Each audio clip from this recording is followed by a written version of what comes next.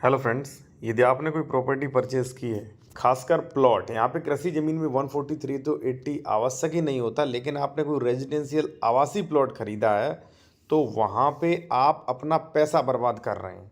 ठीक है ना। निर्माण वगैरह जब जो भी मान लीजिए आप करवाना चाह रहे हो, किसी के लिए भी खरीदा, वो पैसा बर्बाद कर रहे हैं। अब यहाँ पे देखिए साथियों, यहाँ पे आप देखेंगे कि इसमें स्पष्ट लिखा है कि नामांतरण आदेश दिनांक यानी कि दाखिल खारिज जो है वो भूमि राज्य सरकार लगाए जाने हेतु सेवा में आज्ञा प्रेषित है।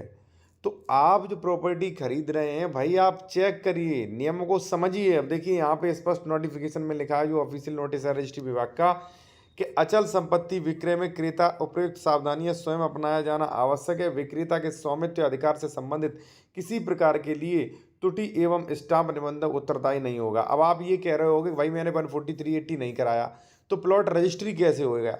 देखिए रजिस्ट्री हो गया वो एक अलग बात है, क्योंकि वेरिफिकेशन का दायित्व तो आपका है कि भाई इस प्लॉट जो है इसका 143 हुआ है, 80 हुआ है कि नहीं, सारी चीज़ें। चलिए आपको 80 का आदेश पढ़ा देते हैं कि कैसे 143 80 होता है, और आपने नहीं करवाया तो क्या प्रॉब्लम आएगी, और ज़मीन खरीदने पर क्या क्या चेक करें। ठीक है। और देखिए अगर आप विशेषज्ञ द्वारा कोई कानूनी सलाह लेना चाह रहे हैं, ज़मीन खरीद रहे हैं, या उसका डॉक्यूमेंट चेक करवाना चाह रहे हैं 143 80 सेक्शन 98 116 117, या डबल रजिस्ट्री अंशेदे विक्रय या कोई विवाद तो नहीं है, तो वो भी आप चेक करवा सकते हैं। ठीक है। देखिए साथियों, जो आप प्लॉट खरीद रहे हैं, अगर ये खेत है फिर तो आपको कोई दिक्कत नहीं, क्योंकि खेती की ज़मीन है तो कोई दिक्कत नहीं। लेकिन यहाँ पे आप प्लॉट खरीद रहे हैं साथियों, तो प्लॉट जो है रेजिडेंशियल होता है, और रेजिडेंशियल कराने के लिए आपको, आवासीय कराने के लिए आपको धारा 80 या 143 करानी पड़ती है। ठीक है। लेकिन साथियों मैं आपको बता दूं कि कई लोग प्लॉट खरीद रहे हैं, ना तो उसका लेआउट है ना उसका 14380 है, तो आप क्यों अपना पैसा वेस्ट कर रहे हैं भाई। ठीक है। अब आपके एडवोकेट ने या लोगों ने कह दिया होगा नहीं, देखिए इस पे आवासीय लिखा है, रजिस्ट्री पे आवासीय लिखा है, तो देखिए रजिस्ट्री पे जो आवासीय लिखा है वो आपके द्वारा लिखा है, लेकिन सरकार के किसी डॉक्यूमेंट्स खतौनी या कोई भी 143 आवासीय का अभी आदेश नहीं हुआ है उस पर। ये चीज़ समझे आप, जो रजिस्ट्री डीड है उस पर आप जो भी लिखा सकते हैं वो लिखवा लीजिए, उससे कोई दिक्कत नहीं। आपने देखा होगा कई लोग रजिस्ट्री लिए घूम रहे हैं, पोजीशन भी उनको नहीं मिलता है।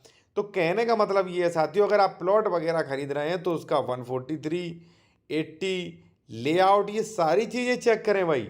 ठीक है। ये नहीं कि उस पर लिखा है कि आवासीय तो आवासीय मान लिया, जब ऐसे ही आवासीय मान लिया तो 143 80 फिर सेक्शन क्यों बनाए गए हैं। ठीक है ना।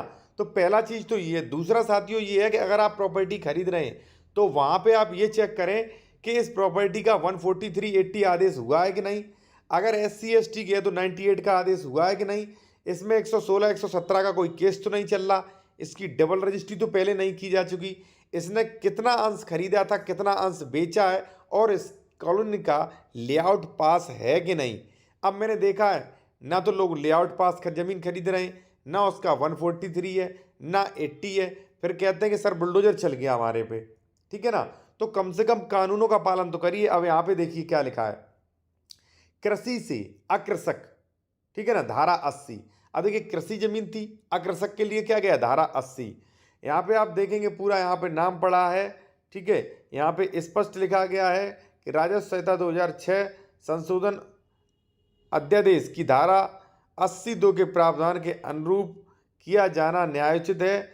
और यहाँ पे पूरा ग्राम वगैरह का नाम दिया गया है। ठीक है। मौके सीमांकन पर मौके जो है वर्णित भूमि तहसीलदार, उसका तहसीलदार का नाम दिया गया, और स्पष्ट लिखा है कि भाई यहाँ पे जो है धारा 80 के अंतर्गत ये अकृषि घोषित की जाती है। ध्यान रखना, अकृषि घोषित किया जाता है। अब अकृषि जमीन अगर घोषित हो गई, आदेश हो गया, तो आप अकृषि कार्यों के लिए उपयोग कर सकेंगे, यानी कि मकान बनवाना है या अन्य निजी उपयोग के लिए है। ठीक है। और प्लॉट खरीद रहे हैं तो वहाँ पे लेआउट चेक करें, केवल 143 से काम नहीं चलेगा साथियों आपका। ठीक है।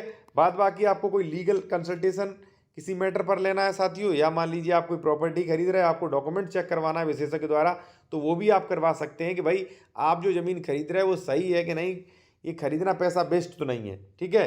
तो मेरा मतलब ये है कि बिना 143 बिना 80 बिना लेआउट पास वाली ज़मीन मत खरीदिए, चाहे भले ही डॉक्यूमेंट सही हो आपके।